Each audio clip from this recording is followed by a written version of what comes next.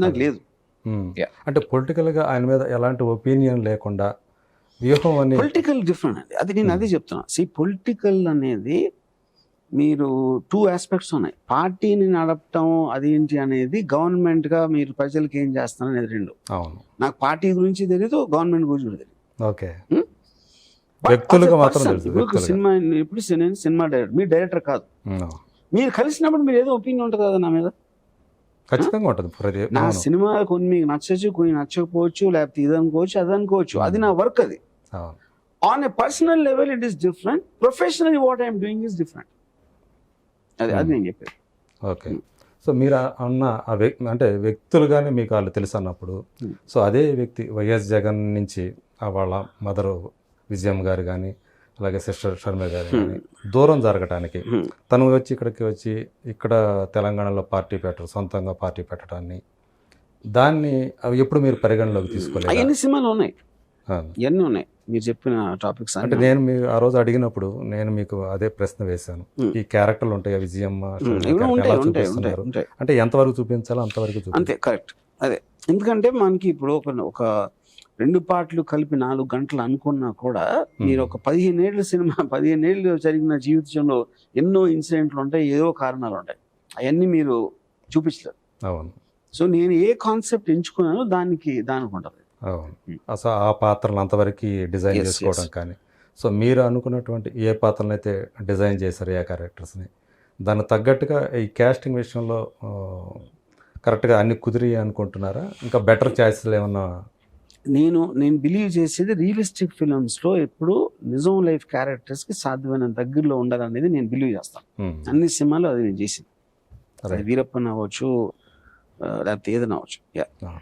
అదే మీరు ఇదివరకు తీసినటువంటి సినిమాలు చూస్తే అచ్చం పవన్ కళ్యాణ్ లాంటి పవర్ స్టార్ సినిమాలో అలాంటి మనిషిని తీసుకొచ్చారు, సిబిఎన్ని అలాగే. ఇప్పుడు ఈ సినిమాలు చూస్తే కూడా భారతి గారి లాగా అనిపించే యాక్టర్ దొరికారు మీకు. కాకపోతే అజ్మల్ ఎంతవరకు న్యాయం చేశాడు, అతను ఆ ఫీచర్స్ దగ్గరగా లేవే అని. ఇప్పుడు ఆబ్వియస్గా నా పాయింట్ ఆఫ్ వ్యూలో నాకు నియరెస్ట్ పాసిబుల్ అని తీసుకున్నాను. దాని తర్వాత it will depend upon what the audience think. అదే, సో అజ్మల్కి ఈ సినిమా తనకి ఒక యాక్టర్గా మీలో ఆ క్యాపబిలిటీస్ ఏం కనిపించాయి మీకు? నేను ఫస్ట్ ఆఫ్ ఆల్ అజ్మల్ కోసం తీయట్లేదు సినిమా. నేను తీసుకున్న సబ్జెక్ట్ మ్యాటర్ ఒక క్యారెక్టర్కి తన పర్ఫార్మెన్స్ వైజ్గా, తన లుక్ వైజ్గా ఎంత దగ్గర పోలిక ఉంది అదొకటే నేను చూస్తాను. ఓకే, కొన్ని దొరకచ్చు, కొన్ని దొరకపోవచ్చు. అలా ఇప్పుడు ఎన్టీ రామారావు లక్ష్మీ ఎన్టీఆర్లో లక్ష్మీ పార్వతి లాగే ఉన్న ఒక యాక్టర్ దొరకలేదు. అప్పుడు నేను కాస్ట్ చేసిన కన్నడ యాక్టర్స్ లక్ష్మీ పార్వతి గారి మొక్కలు ఏమి ఉండవు. యజ్ఞేష్ శెట్టి, ఎన్టీ రామారావు గారికి కొంచెం దగ్గర ఎవరో దొరికారు. అలాగా డిపెండ్స్. అదే, సో అంటే ఇతన్ని మనం హీరోగానే చూసుకోవచ్చు, ఈ సినిమాలో అతను హీరోగానే కనిపిస్తాడా? ఇప్పుడు రియల్ లైఫ్లో హీరోస్ అని ఉండరు, క్యారెక్టర్స్ ఉంటాయి. ఆ క్యారెక్టర్స్లో అక్కడ ఉన్న జరుగుతున్న డ్రామా బట్టి ఆడియన్స్ థియేటర్లో వాళ్ళు డిసైడ్ చేసుకుంటారు ఎవరు హీరో ఎవరు. అదే, అంటే మీరు ఏ క్యారెక్టర్ పర్స్పెక్టివ్ నుంచి సినిమా తీసి ఉంటారు అని నేనే అనుకోవచ్చు. పర్స్పెక్టివ్ నా పర్స్పెక్టివ్ అంతే. అందుకని ఇందాక డైరెక్టర్స్ పర్స్పెక్టివ్ నుంచే ఉంటుంది. సిబిఎన్ మీద నా ఇంప్రెషన్ ఏంటి, జగన్ మీద నా ఇంప్రెషన్ ఏంటి, పవన్ కళ్యాణ్ అప్పుడు నా ఇంప్రెషన్ అవుతుంది. ఓకే, నా పర్స్పెక్టివ్ లో వాళ్ళు. అది చిరంజీవి గారు ఎందుకు వచ్చారు దీంట్లోకి? అది మీ సినిమా చూడాలి. అంతేనా? అంటే ఆయనది కూడా ఈ సినిమాలో ఒక మేజర్ రోల్ గానే ఉంటుంది. చిరంజీవి గారు మేజర్ మైనర్ అని చెప్పలేను, but is important. Ram Gopal Varma గారికి మిగతా అంటే చాలా మంది ఏమనుకుంటూ ఉంటారు, మిగతా మనుషుల్లాగా రామ్ గోపాల్ వర్మకి ఎమోషన్స్ ఉండవా, ఆయనకు బాధ కలగదా, ఎందుకు మనుషుల్ని కొంతమందిని ఇట్లా బాధ పెడుతుంటాడు తన ట్వీట్స్ ద్వారా, సో ఆయనకి రాగద్వేషాలు ఉంటాయి, అసలు మానవత్వం ఉండదా? ఇలాంటి 2 డిఫరెంట్ పాయింట్స్ అండి. పొద్దున్న లేగిస్తే రాత్రి పడుకునే వరకు మనం చేసేది కేవలం అవతల మీద కామెంట్ చేయడం. ముఖ్యంగా పొలిటికల్ వాళ్ళు చేస్తారు, అందరూ చేస్తారు, వాళ్ళు తెలియదు. పొలిటికల్ లైమ్ లైట్ లో ఉంటారు కాబట్టి తెలుస్తుంది. ఈ పార్టీ వాడు ఆయన తిడతారు, ఆ పార్టీ వాడు ఈయన తిడతారు, ఈ లీడర్ వాడిని అంటాడు, వాడు అసెంబ్లీలో కూడా కొట్టుకుంటా ఉంటాడు. మీరు చూసారు. అప్పుడు మధ్య రామ్ గోపాల్ ఇప్పుడు అది వాళ్ళ దాంతో చేస్తే నాకు చాలా మైల్డ్, ఆల్మోస్ట్ అన్నోటిసబుల్ థింగ్ అనుకున్నా. ఎమోషన్స్ నాకు డెఫినెట్గా ఉండవు. నేను అరవను కరవను, పళ్ళు రాలు వాడతా నేను అన్ను. Because I believe everybody acts from their circumstances. అప్పుడు నేను ఒక వైల్డ్ లైఫ్ ఎక్స్పర్ట్ లాగా వైల్డ్ యానిమల్స్ స్టడీ చేస్తాను. That is what my thing is. Okay so I'm a political psychologist, I'm not a political guy. Okay అంటే రాగద్వేషాల గురించి ఏం నాకు మాట్లాడుతున్నాం ఉండవు. ఈ దేనికి మిమ్మల్ని ఎవరైనా కొంచెం అఫెండ్ ఏం చేస్తే లేదు బాధపడటం సార్, కానీ absolute అసలు అఫెండే కారా దేనికి కూడా దేనికి అఫెండ్? ఎందుకంటే see the whole point of nature అది. ఇప్పుడు దాం ఉంటుంది, కొడుతుంది, లేకపోతే కోతి ఏదో జుట్టు పీకుతుంది, లేకపోతే ఏదో అన్ని రకాల జీవులకి కోవిడ్ వస్తుంది, మన లోపలికి వెళ్ళి చంపేస్తుంది. అన్ని రకాల జీవుల్లో పాటు మనం కూడా ఉన్నాం. ఓకే సో అప్పుడు ఎవడో నన్ను ట్రోల్ చేసాడని దావనని కుట్టింది అన్నట్టుగా, దావనని కుడితే నా దగ్గర ఉంటే కొంచెం దానిలో తీసేస్తాం. అవును దాని మీద కోపం తెచ్చుకుంటారా? ఎందుకంటే దామ పురుతుంది, అది దాని లైఫ్ కాకపోతే మనం యథాలాపంగా మనం దాన్ని చంపడానికి చూస్తాం కదా, ఏం ఎమోషన్ లేకుండా. అది నేను చెప్పేది. ఆ ఇరిటెంట్కి చేయను. కొన్ని చేయొచ్చు, కొన్ని చేయడం. కుక్కలు అరుస్తున్నాయి రాత్రి, దాన్ని ఏం చేయలేను, చచ్చినట్టు ఆటి అరుపులు ఎంట ఉండాలి. ఓకే ఇంకొకటి ఏదో అవుతుంది, ఏదో సంథింగ్, ఒక లారీ వచ్చి నేను కారులో ఉండి గుద్దేస్తుంది, చేస్తాం అంతే. సో మీకు బలం లేకపోవటం అనేది everybody will have those differences. మీరు ఏది కంట్రోల్, కానీ వీటి దేంట్లోనే కూడా నేను నా ఎమోషన్ పెట్టను. అరే నన్ను ఇలా అంటాడు, నేను ఇలా అంటానా, నేను పెట్టను. ఇది మొదటి నుంచి ఈ ఐడియాలజీ మీకు సినిమా ఇండస్ట్రీలోకి వచ్చేటప్పటికే I always was like this because of my very heavy reading habits. Because I've of my books అని చదివినప్పుడు మీకు ఎక్కడో చోట మీరు అన్ని వ్యూ పాయింట్స్ లో వరల్డ్ ని స్టడీ చేసినప్పుడు ఏ ఒక్క వ్యూ పాయింట్ కి మీరు కరెస్పాండ్ అవ్వాలి. రకరకాల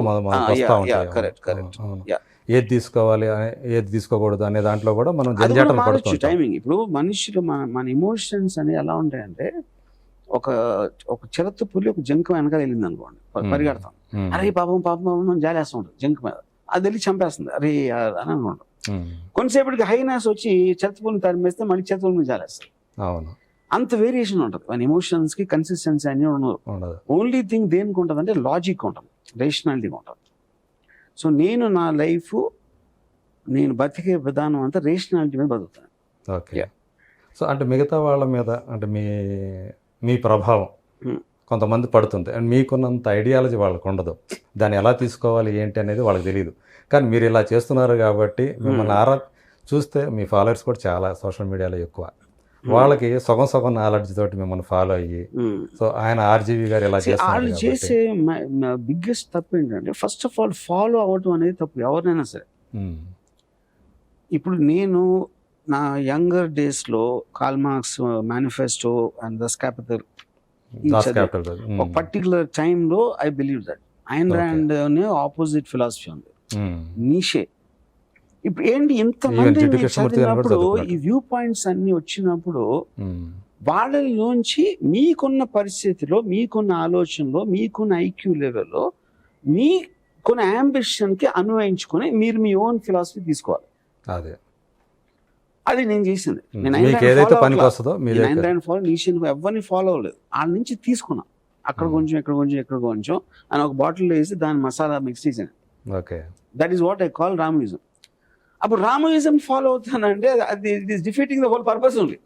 అవును, ఎందుకంటే ఏ ఇద్దరు మనుషులు కూడా ఒకలాగా ఆలోచించరు, ఒకలాగా ఫీల్ అవ్వరు.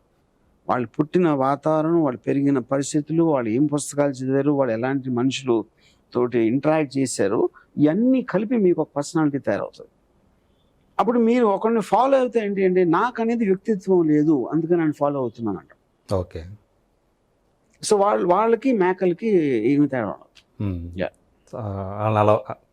మేకల్ లాంటి వాళ్ళే అంటారు. ఎవరిని ఫాలో అయినా, నన్ను కానీ ఎవరిని కానీ, వాళ్ళకి ఇండివిజువాలిటీ అనేది ఉండదు. ఓకే రాము నుంచి తీసుకుంటున్నా, సుబ్బారావు నుంచి అది తీసుకుంటున్నా, అప్పారావు నుంచి ఇంకోటి తీసుకుంటున్నా అనే వాళ్ళు రియల్ ఇండివిజువల్స్ ఉంటారు.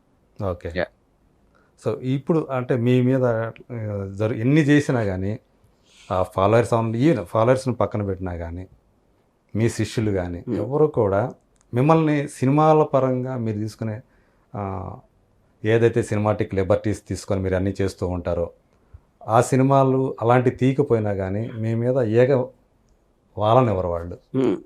కృష్ణవంశీ గారి దగ్గర నుంచి చూసుకున్నా కానీ, జగన్ చూసుకున్నా కానీ, తేజ చూసుకున్నా కానీ, సో ఇది చూస్తే కొంత ఒక వండర్ అనిపిస్తుంది. ఒక పక్క ఇంత ఆయనకి వ్యతిరేకంగా మాట్లాడేవాళ్ళు, చాలా అపోజ్ చేసేవాళ్ళు ఉండగా మీ శిష్యులు మళ్ళీ మిమ్మల్ని ఫాలో అవ్వరు, కానీ మిమ్మల్ని మాత్రం ఒక్క మాట అంటే మాత్రం వాళ్ళు ఒప్పుకోరు అసలు. I mean that could be because they know me as a person. ఇప్పుడు బయట ఇప్పుడు ట్రోలింగ్ చేసేవాళ్ళు కానీ వేరే వాళ్ళు ఎవరైనా సరే, నేను తెలియని వాళ్ళు నా గురించి వాళ్ళ perception comes from the media, okay. Various other things. అది నేను ఒక ర్యాండమ్ ట్వీట్ అవ్వచ్చు, లేకపోతే నేను అమ్మాయితో డాన్స్ చేస్తా ఫోటో పెట్టచ్చు, వీడియో పెట్టచ్చు, ఇలాంటి వాటి మీద వాళ్ళు ఇన్ఫర్ చేస్తారు. వీళ్ళు నాతో ఉన్నారు, they know me as a person, కాబట్టి వాళ్ళ పర్సెప్షన్ అనేది చాలా డిఫరెంట్గా ఉంటుంది. మంచిది ఎందుకు ఉంటుంది అంటే అది వాళ్ళని అడగాలి ఒకవేళ ఉంటే అది. సో మీరు అంటే మిగతా అన్ని విషయాలాగానే సెక్స్ కూడా ఒక ఎమోషన్ కింద చూస్తారు, ఎందుకు తీయకూడదని కూడా అంటారు. ముద్దులు పెట్టుకోవడం కానివ్వండి, వేరే అంటే కాళ్ళు మధ్య మీరు చేసినటువంటి కానీ మీ ఫాలోవర్స్ మీరు ఒక పక్కన వాళ్ళ మేకలన్నా కూడా సో దీన్ని నేను అనేది అంటుంది సగం సగం మిమ్మల్ని అర్థం చేసుకొని చేసేవాళ్ళు ఇలాంటి చేయటం కరెక్టే, ఇలా చేయొచ్చు అంటే అది సొసైటీ. నేను చెప్పిన లాజిక్ కనెక్ట్ అవడానికి, నేను చెప్పింది అప్లై చేయడానికి తేడా ఉంటుంది. నేను చేసినట్టు వాళ్ళు చేయగలరు, చేయలేరు. ఎందుకు చేయలేరు అంటే ఫస్ట్ ఆఫ్ ఆల్ మీరు ఫ్రీగా బతకడానికి కావాల్సింది 3 ముఖ్యమైన. ఒకటి దేవుణ్ణి వదిలేదు, ఒకటి ఫ్యామిలీని పట్టించుకోకూడదు, బంధాలు ఉండకూడదు, సొసైటీని కేర్ చేయకూడదు. అంటే ధైర్యం ధైర్యం ఎప్పుడు వస్తుంది మీకు? మీరు అవతల అంటాడేమో, అనుకుంటాడేమో, చేస్తాడేమో అనేది మీకు ధైర్యం, భయం అనేది అక్కడి నుంచి వస్తున్నట్టు. మీరు దాన్ని లాజికల్ గా ఆలోచించారు, ఏం చేస్తాడు, మాక్సిమం ఏమవుతుంది అనే కాన్సిక్వెన్స్ అనేది మీరు ఆలోచించగలిగితే భయం అనేది ఉండడానికి ఛాన్స్ లేదు. కానీ అప్లికేషన్ వాళ్ళు దూరం నుంచి చూసి ఆనందిస్తారు, కానీ వాళ్ళు ఇప్పుడు దేవుణ్ణి వదిలేరు, ఫ్యామిలీని వదిలేరు, సొసైటీని పట్టించుకోకుండా ఉండలేదు. ఎవరైనా అలా చేయగలిగితే వాడైపోతాడు, మళ్ళీ రాముని ఫాలో అవడు. అది నేను చెప్పేది. అది జరగట్లే అక్కడ. ఇక్కడ మిమ్మల్ని ఫాలో అయ్యేవాళ్ళు ఏంటంటే మీరు ఏదైతే ఉన్నారో అంటే వేరేది తెలియక ఓడి వాడతారు ఫాలో అనేది. అదే. సో ఇప్పుడు వ్యూహంకి వస్తే సో 10వ తేదీ రిలీజ్ అవుతుంది. సో మళ్ళీ దానికి శపథం అని తీయాలనే ఆలోచన ఎందుకు మళ్ళీ? అది ఫస్ట్ నుంచి ఉంది, ఎందుకంటే ఫస్ట్ నుంచి మేము ఆలోచించింది వ్యూహం అనేది వైఎస్ఆర్ గారు పోయినప్పటి నుంచి till the end of ceremony, మన ముఖ్యమంత్రి అయ్యే వరకు, జగన్ ముఖ్యమంత్రి అయ్యే వరకు వ్యూహం. కరెక్ట్. ముఖ్యమంత్రి అయినప్పటి నుంచి ఇప్పటి వరకు ఏమేమి జరుగుతున్నాయి అనేది చెప్పడం. ఓకే. సో కాబట్టి ఇప్పుడు ఇది కూడా సిబిఎన్ ప్రస్తుత వ్యవహారం కూడా మీరు సినిమా రిలీజ్ చేసే టైంకి ఎంతవరకు వస్తే అంతవరకు ఉంటుంది. అంటే ఎప్పటికప్పుడు మారుతూ ఉంటుంది స్క్రిప్ట్ అనుకోవాలి కదా, అంతే కదా? మారదే ఉండదు. అంటే సెకండ్ పార్ట్ నేను న్యూస్ ఫాలో అవుతున్నా, న్యూస్ లోంచి తీస్తున్నా cinema second part. Okay. So అంటే మీరు అప్పుడు ఆ న్యూస్లోంచి కథ మీరు అనుకుంటున్నప్పుడు దానిలో ఆ సజీవత్వం అనేది ఉంటుందా? అది కూడా ఇప్పుడు న్యూస్ అనేది రిపోర్ట్ చేస్తుంది, అవును, సినిమా అనేది బిహైండ్ ద సీన్స్ క్యాప్చర్ చేస్తుంది. అది తేడా. బిహైండ్ ద సీన్స్ కూడా మీరు చెప్పచ్చు న్యూస్ లో,